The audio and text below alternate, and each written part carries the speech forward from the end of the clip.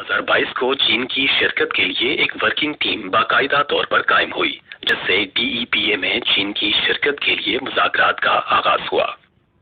25 مئی کو چین کے امور یورو ایشیا کے خصوصی ایلچی لی ہیوئی نے یورپی کونسل کے چیئرمین چارلز میشل کے چیف آف اسٹاف برنارڈ اور یورپی یونین کے ایکسٹرنل ایکشن سروس کے ڈپٹی سیکرٹری جنرل مورا سے الگ الگ مذاکرات کیے۔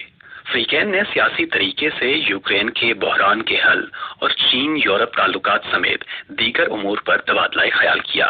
چینی خصوصی ایلچی نے اس بات پر زور دیا کہ چین امور یوکرین پر ہمیشہ کی طرح حقیقت پسندانہ اور منصفانہ موقف پر قائم ہے اور امن کے قیام کے لیے مذاکرات کی بھرپور کوشش اور حمایت کرتا ہے۔ اس حوالے سے چین اور یورپی یونین کے درمیان متعدد اتفاق رائے حاصل کیے گئے ہیں۔